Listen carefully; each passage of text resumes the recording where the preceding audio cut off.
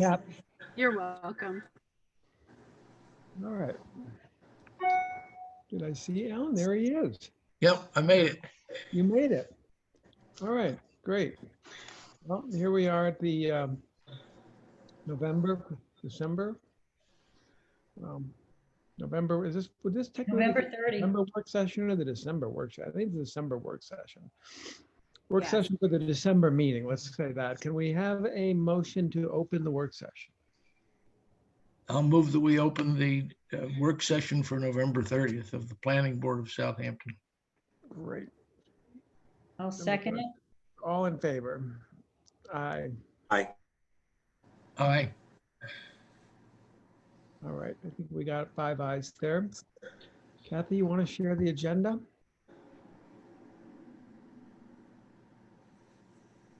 Right. That. All right. Okay. Oh, I can't scroll. You've got to scroll. Can you see? All right, public so the hearing? first item is going to be a public hearing about Paul and Joan Robinson at 245 Old Town Road. So at the last meeting, there was some public commentary requesting that we allow for additional time, which we did, allowing the neighbors to send written comment up until November 23rd, and then the applicant would have a week to look over those comments and respond. I think we were continuing to receive, at least I saw from Jackie today, additional notifications from people interested in this application, even being received in today. Did anybody else see those from Jackie? No, I did. Yep, I saw him. Yes. So obviously this application has gained some interest, and my question to Alice is just can you give us a sort of a summary, Alice, of what the situation is regarding the normal procedure for a final approval, considering, is there any consideration for A, the amount of time that has passed since the original approval was granted, and B, is there any legal grounds for considering holding this application open for additional comment due to the current situation we have with what we're going through with COVID and having difficulty communicating with one another, et cetera, et cetera. So Alice, if you could just sort of summarize what the legal points of sides of that would be for us. Sure. So in terms of the submissions that came in late, right now they should not be considered by the board. They are not timely. We set a specific timeline, and anything that came in late should not be considered by the board. If the board feels, in their opinion, that they should consider further comments at the next meeting, they can vote to reopen the public hearing and consider those comments. But as it stands now, they should not be considered. Mm-hmm. In terms of the passage of time affecting this application, there's no standard in the village code for addressing the passage of time and how it affects the application. As the board looks at these comments, they should consider there are really 2 legal standards that control how the application moves forward. One is how you would consider the secret determination. So originally there was a secret determination that was adopted in 2009. That was a negative declaration. If the board wanted to rescind the negative declaration, that's a pretty strict standard that would need to be met. So I'm going to read some portions of it just so you get a feel for it, and feel free to ask me any questions about it. So in order to rescind a secret negative declaration, the board would be required to find that either substantive changes are proposed for the project, which is not the case here, so we can eliminate that one. That substantive new information is discovered, or that substantive changes in circumstances related to the project arise that were not previously considered, and the lead agency, this board, determines that a significant adverse environmental impact may result. So that's obviously a very high burden. And if the board were considering any rescission, then the lead agency would have to inform the other involved agencies that they were going to do that. And then there's another standard that the board needs to consider here, which is that they've already decided this application, and an agency is bound by its precedent.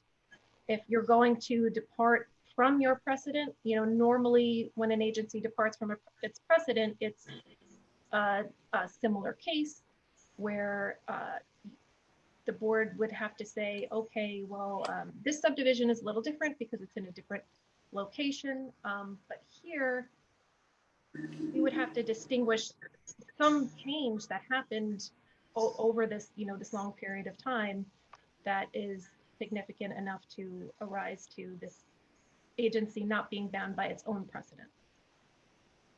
And you obviously can't distinguish the application or the site because it's the same application and site.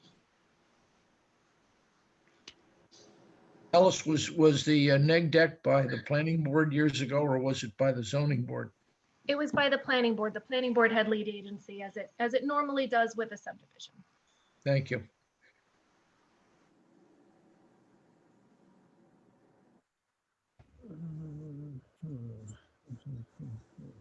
So Roy, that would be a vote at our next meeting to feel that something in those two headings or 2.5 headings I'm just curious if any of us, prevails for a reason. was anyone on the board at that time? I was. You were, Roy, okay. The composition of the board should not affect whether or not you agree with an application. No, I understand that. I just was curious because going back in the past, sometimes it's very difficult. I understand. Sure. What I would encourage you to do is, take a look at what the neighbors submitted, compare that to some of the information in the record. I think there's a pretty long determination on the sketch plan. Obviously, it was very controversial when it was approved. So I would compare those issues. Were the issues raised? Are there different issues? Have they changed? Those are the things that I would look at. I know that we all need a little more time to review everything that was submitted timely. And I know Kathy needs to do her review. I need to complete my review. I did not have an opportunity to review what was put in by the applicant's counsel. Alice, one of the requirements that the applicant had to meet was to sterilize property to cover the pine barren, the water situation, which they did, and as Mr. Flanagan pointed out, they purchased property in the Hillcrest area and did that. There's some, I believe I saw some discussion in the documents regarding that property may not be in the correct area, or that the Board of Health shouldn't have allowed them to do that or whatever. In fact, but aren't I correct that the Board of Health did approve that? So where do we stand in dealing with complaints against the way that issue was handled? I mean, this board really can't. The Suffolk County Department of Health Services, while they did deny the applicant's request for a variance, they did approve the subdivision. The Board of Review is the governing body within the health department that grants or denies variances. They applied for a variance and were denied. That is a fact. But they did complete their transfer of development rights, and they did get Suffolk County Health Department approval. That transfer of development rights was approved, and so if people object to that, it's not, we don't have a role in that. It would need to be appealed to the Board of Health, correct? Correct. And this board does not have the ability to enforce a condition of a Suffolk County Health Department approval. Mhm. It's outside of this board's jurisdiction. Well, I think we need to review the documents as you suggested, and you guys need to, Kathy, you and Alice need to look at both the neighbors and the applicant's responses to the neighbors' points. Does anybody on the board have any other questions or things they want to clear up with, things they want to talk about going forward with today? Chair, I would just like to let you know that Mr. Flanagan does have his hand up. I know we have a public hearing on Monday, but I wanted you to know. Okay, thank you. Tony, Lisa, Jane, Alan, is there anything any of you want to ask or discuss further, or before we, just take our time to review the documents that we've received? I just want to clarify something. This subdivision at current zoning is as of right. They're completely entitled to this with current zoning law. Correct. Correct. The issues at the time the application was originally put forward were that there were going to be additional curb cuts, additional parking, additional traffic in an area that is already quite busy, being around the hospital. And that was the primary concerns at that time regarding, there were going to be some on-street parking spots that were lost because of the additional curb cuts. I believe that when Mr. Flanagan introduced this, he indicated that now there is no on-street parking anywhere, that they've actually put up signs so that there is no on-street parking in the area. I'd have to check that to make sure I'm correct, but I believe that point was brought up. I would just clarify that as of right, it meets the area requirements of the zoning, the R 12.5 zoning district. It does not meet the lot width, but that was granted by the Zoning Board of Appeals. And the applicant did demonstrate that they could have a lot that met the required lot width of 100 feet. So lot, let's see, which one is it? It's parcel 1. Could be 10 feet wider with an additional area of the existing house being removed. But the zoning board granted the relief to have the 90-foot wide lot. But otherwise, this meets zoning.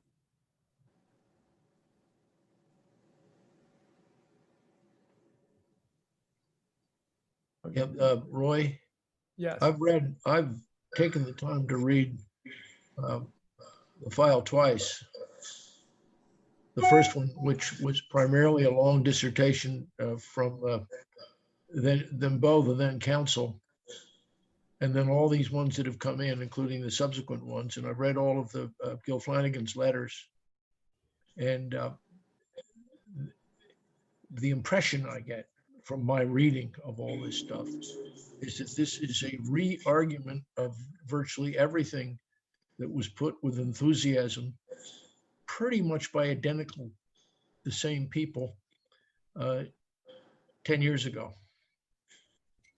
And so the point you make about our ability to go back, which Alice has just mentioned, 4 of us may not like it. We weren't involved then, but we're kind of bound by, what the lawyers like to call stare decisis. This was decided by a kind of court of competent jurisdiction a long time ago. There is one contingency which has taken them a hell of a long time to meet. And I think, as you point out, Roy, it's by a body that we legally, and even if we wanted to, volunteer to, have no access to go before as a proponent to overrule, and that's the county water authority to deal with the plumbing. And that's been the holdup. This might have been decided, 5 or 6 years ago. So it took for a long time to do the real estate transaction that allowed them to overcome a denial by that water authority to let this go through. They said, no, you got to do something. and they've met the something. One of the arguments that are in the papers that have just come before us is to say, hey, we want to go back and redo what went before the water board because it's wrong. Because people are still worried about these alluvial water bodies in the village. And I don't think that's our permit to go back because it was reviewed before by a 3-2 majority. And it's sitting in our lap. So that's my conclusion, if you want to know what it is, based on my reading of all of the papers so far today.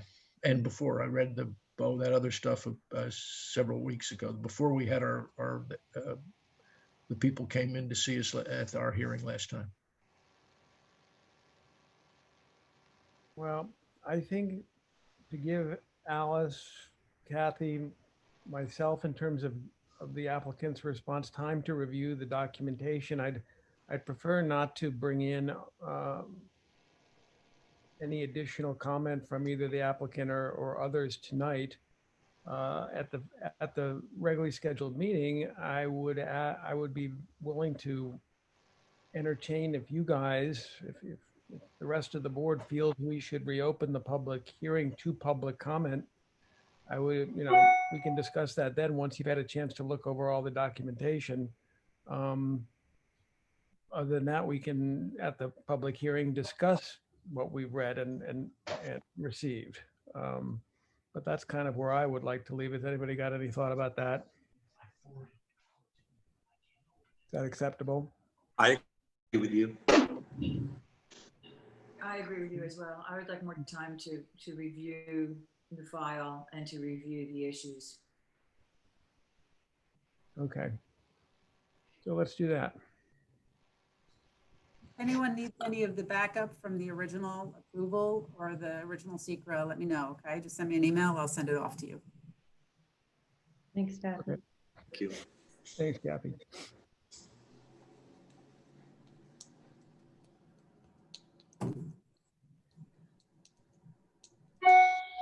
So it's 99 Sanford Place. Public hearings coming up. Anything we need to know about that? I don't think so. It's the same application. We heard from the building inspector that they didn't need the zoning relief after all. So we scheduled it for a public hearing. So we'll hear from the applicant and hopefully the neighbors next week. Okay.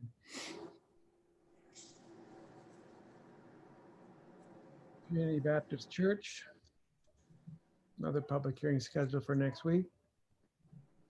Same thing. Okay. North Main LLC. On this application, the public hearing was closed. There weren't any comments from the public on this one.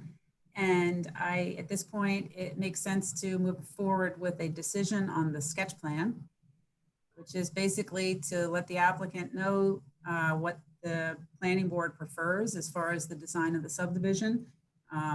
The only option really is what we had spoken about early on, was the flag lot as opposed to the access easement to the rear property. So providing that direction to the applicant in a sketch plan approval that it's a minor subdivision and that the planning board prefers this option. And then they know what to do. They'll go and they'll get their health department, they'll get their zoning board relief and back to the planning board once they've resolved these for final subdivision.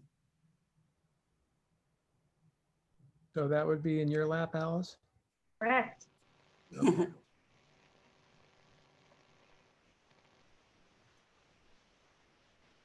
And lastly,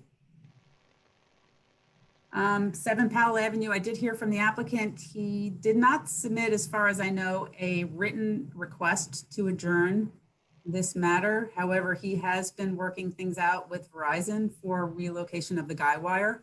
So he can update his site plan, and pretty much what we're doing is waiting for a resubmission. So we can leave it on if we don't hear anything by next Monday, but we haven't had people come from the public on this one. So it's not like we need to let anyone know. Unless, Alice, you think it makes sense to adjourn it so people don't show up. But No, I think it's fine right now. It's just incomplete. And we let them know what was missing and they're working on it. That's fine. Yep. Okay. Okay. Sounds good. Well, we'll have the 3 public hearings next week, so that could be a little bit longer. But other than that, everything looks good. Antoinette told me, Alan, you were here, that the minutes aren't quite ready for approval That's yet, fine. It's Thanksgiving and we're looking forward to Pearl Harbor Day. right? Right. Next Monday. See you then. Okay. Anything else to go over? Kathy, Alice, anyone? Okay. I'll move that we adjourn the meeting. I'll second it. All in favor? Aye. I Aye.